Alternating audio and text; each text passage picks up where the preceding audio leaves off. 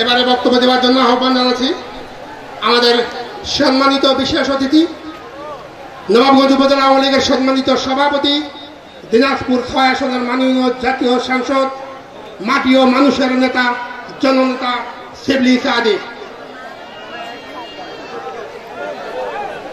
বিসমিল্লাহির রহমানির রহিম।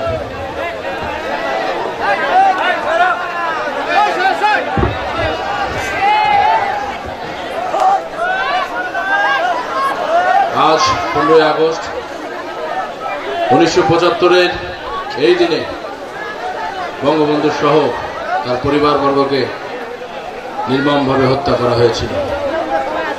আমি তাদের প্রত্যেকের আত্মার মাগফিরাত কামনা করে আমার বক্তব্য শুরু করছি। আজকের এই শোক সভার সম্মানিত সভাপতি, মঞ্চে উপবিষ্ট আছেন দিনাজপুর জেলা আওয়ামী লীগের বিপ্লবী সাধারণ সম্পাদক ও জেলা প্রশাসক আইজুল ইমাম চৌধুরী এবং জেলার নেতৃবর্গ, আমার উপজেলা আওয়ামী লীগের সিনিয়র নেতৃবর্গ, এখানে বিভিন্ন ইউনিয়ন থেকে আগত আওয়ামী লীগের বিভিন্ন ওয়ার্ড পর্যায়ের নেতাকর্মী, ভাই মা ও বোনেরা, সকলের প্রতি আমার সালাম, আসসালামু আলাইকুম, আদাব এবং জোহার। আমি সকালেও এখানে বক্তৃতা করে গেছি, আমি দুটি কথা বলেই শেষ করব। প্রচন্ড গরমে আপনারা অতিষ্ঠ, তারপরেও এই শোক সভাকে সম্মান জানিয়ে আপনারা এতক্ষণ কষ্ট করে বসে আছেন বলে আমি কৃতজ্ঞতা জানাই। যে মানুষটির জন্ম না হলে বাংলাদেশের এই পরিচয় হতো না। শুধু মানুষ হিসেবে আমরা যে কি জাতিতে পরিণত হতাম তা আমার জানা নাই, কিন্তু যে মানুষটি জন্মের পর আমাদের জাতির পরিচয় দিয়ে গেছে, সেই মানুষের শাহাদত বার্ষিকীতে আপনারা উপস্থিত হয়েছেন, আপনারা শ্রদ্ধা নিবেদন করেছেন, আমি এই জন্য কৃতজ্ঞতা জানাই। বাংলাদেশ আওয়ামী লীগ আজ এই দেশের নেতৃত্ব দিয়ে যাচ্ছে। 1971 সালের পর থেকেই বাংলাদেশ আওয়ামী লীগ যতবার ক্ষমতায় এসেছে বাঙালির ভাগ্যের উন্নয়নে কাজ করে গেছে। আজ যখন আমার বাঙালি যখন ক্ষুধার কষ্টে আর কাতরায় না, যখন বিনা চিকিৎসায় আর মরে না, যখন লক্ষ লক্ষ পরিবার যখন বিদ্যুৎ পায়, যখন হাজার হাজার কিলোমিটার রাস্তা পাকাকরণ করা হয়, যখন আমাদের টাকায় আমরা পদ্মা সেতুর মতো একটি বড় সেতু নির্মাণ করি, যখন হাতির ঝিলের মতো একটি বিশাল প্রকল্প আমরা ঢাকা শহরে নির্মাণ করি, ঢাকা শহর আমাদের এই দেশের মুখমণ্ডল, আমাদের চেহারাটাকে ভালো করার জন্য আমরা প্রতিনিয়ত হয়তোবা দাড়ি শেভ করে ক্রিম লাগাই, সেই ঢাকা শহরকে যখন ফ্লাইওভারে যানজট নিরসনের জন্য হাজার হাজার কোটি টাকার কাজ করে যাচ্ছি, যখন আমাদের সন্তানেরা শুধু শ্রমিক হিসেবে বিদেশের মাটিতে নয়, ডাক্তার ইঞ্জিনিয়ার থেকে শুরু করে পার্লামেন্ট সদস্য পর্যন্ত লন্ডনের মতো দেশে হচ্ছে, ঠিক সেই সময় জঙ্গিবাদের নামে আমাদের দেশের অভ্যন্তরে সেই পাকিস্তানের প্রেতাত্মার পরিবার থেকে আগত কিছু সন্তানেরা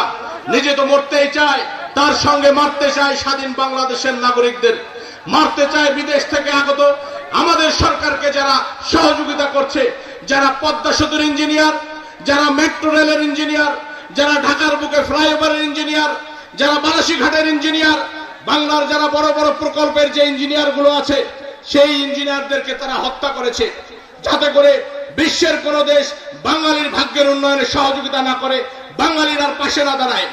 আজকের এই অবস্থান থেকে বলতে চাই, প্রত্যেকটি গ্রামে, পাড়ায়, মহল্লায় আপনারা সচেতন ভাবে বসবাস করেন, আপনাদের তথ্য দিয়ে শুধুমাত্র আইন শৃঙ্খলা বাহিনীকে সহযোগিতা করে যাবেন। নবাবগঞ্জের মাটি থেকে জঙ্গিবাদের উত্থান হয়েছে, সেই কল্যাণপুরে শুনেছি এখানকার আব্দুল্লাহকে সেই জঙ্গি প্রতিহত যে অভিযান চলেছে সেখানে নিহত হয়েছে, তার পরিবারবর্গ এখানে জামাত করে, লজ্জায় মাথা নিচু হয়ে যায়। সারা বাংলার বুকে দিনাজপুরের মানুষ এক নম্বরে শান্তিপ্রিয় মানুষ, তার মধ্যে আমি চিৎকার করে বাংলার যেখানে গিয়েছি, যে মন্ত্রীকে পেয়েছি, যে এমপিকে পেয়েছি, চিৎকার করে বলেছি যে বাংলাদেশের মধ্যে, দিনাজপুরের মধ্যে আমার নির্বাচনী এলাকার মতো মানুষ, এত ভালো মানুষ বাংলার আর কোন অঞ্চলে বসবাস করে না। এত বড় কথা বলার পর যখন ঘোড়াঘাটের খবর শুনলাম শোলাকিয়া ময়দানে যে সাধারণ মুসল্লি যারা নামাজ পড়তে আসে তাদেরকে হত্যার উদ্দেশ্যে ঘোড়াঘাটের এক ছেলে গেছে, লজ্জায় মাথা নিচু হয়ে গেছে। আমাদের বিক্ষোভ সমাবেশ হয়েছে জেলাতে, আপনারা অনেকে গিয়েছেন সেখানে। আমাদের প্রাথমিক গণশিক্ষা মাননীয় মন্ত্রী মহোদয়, আমাদের জেলার অভিভাবক, আওয়ামী লীগের বটবৃক্ষ মোস্তাফিজুর রহমান ফিজার চাচা একটি বক্তব্য বলেছেন। তার বক্তব্য আমি আজকেও দু জায়গাতে বলেছি যে আমি যদি একজন জঙ্গির সদস্য হতাম তাহলে আমার যে নেতা থাকতো আমি তাকে বলতাম যে হুজুর আপনি তো আমাদেরকে বেহেশতের পাঠার ঠিকা নিয়েছেন, আমরা শহীদ হলে বেহেশতে যাব, কিন্তু আপনি কবে বেহেশতে যাবেন, আমি এই প্রশ্নটা করতাম।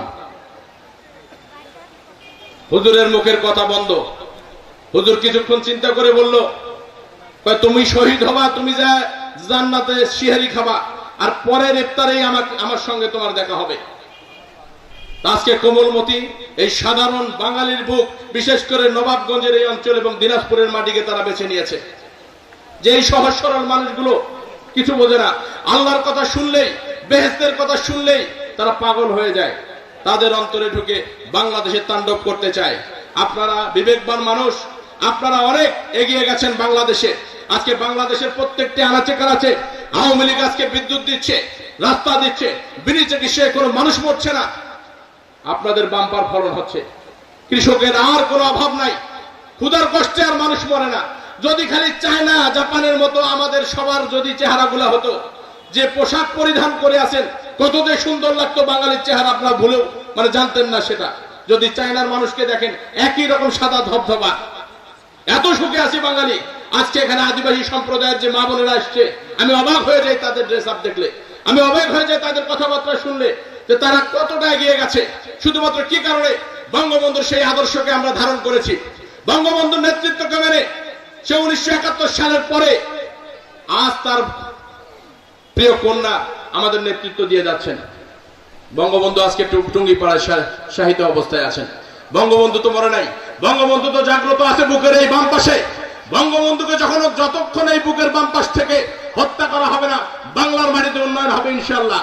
জননেত্রী শেখ হাসিনা তার জীবন হাতের তালায় নিয়ে তাকে 19 বার হত্যা করার চেষ্টা করা হয়েছে, তাকে হত্যা করতে পারে নাই। ইনশাআল্লাহ আগামীতেও তাকে হত্যা করা তো দূরের কথা, বাংলাদেশে কোন জামাত বিএনপির কোন স্থান হবে না, এইটুকু অন্ততপক্ষে দায়িত্বহীন কণ্ঠে আপনাদেরকে বলতে চাই। এবং এটাকে প্রতিহত করার জন্য আপনারা সদা সচেষ্ট থাকবেন ইনশাআল্লাহ, এই আহ্বান রাখছি। আমি আর বিশেষ কথা বলবো না, কিছুক্ষণ পরে মাগরিবের আজান দেবে, আমাদের প্রধান অতিথি আপনাদের উদ্দেশ্যে কথা বলবে। প্রিয় ভাইয়েরা আমার, প্রত্যেকবার যতবার আপনাদেরকে ডাক দিয়েছি আপনারা উপস্থিত হয়েছেন। আমি জানি না আমার প্রতি যে আপনার কি ভালোবাসা, আমার বাবার প্রতি আপনাদের কি ভালোবাসা, জননেত্রী শেখ হাসিনার প্রতি কি ভালোবাসা, বঙ্গবন্ধুর আদর্শের প্রতি কি শ্রদ্ধা, তা আপনাদেরকে দেখলেই আমার বুকটা ভরে যায়। আমি আবারও কৃতজ্ঞতা জানাই, ধন্যবাদ জানাই, এবং শুধু এইটুকু আহ্বান রাখাই যে জীবনের শেষ রক্তবিন্দু থাকা অবস্থায় আপনাদের জন্য যে স্বপ্ন দেখছি, বঙ্গবন্ধুর সেই স্বপ্নকে আঁকড়ে ধরে আমি সে বাস্তবায়ন করার জন্য আমার শেষ রক্তবিন্দু দিয়ে হলেও তা বাস্তবায়ন করে যাব।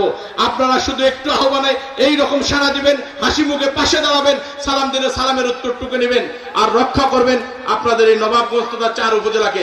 এইটুকু আহ্বান রেখে আমার বক্তব্য এখানে শেষ করছি। জয় বাংলা, জয় বঙ্গবন্ধু, জয় হোক মেহনতি মানুষের জননেত্রী শেখ হাসিনার নেতৃত্বে। ধন্যবাদ সবাইকে।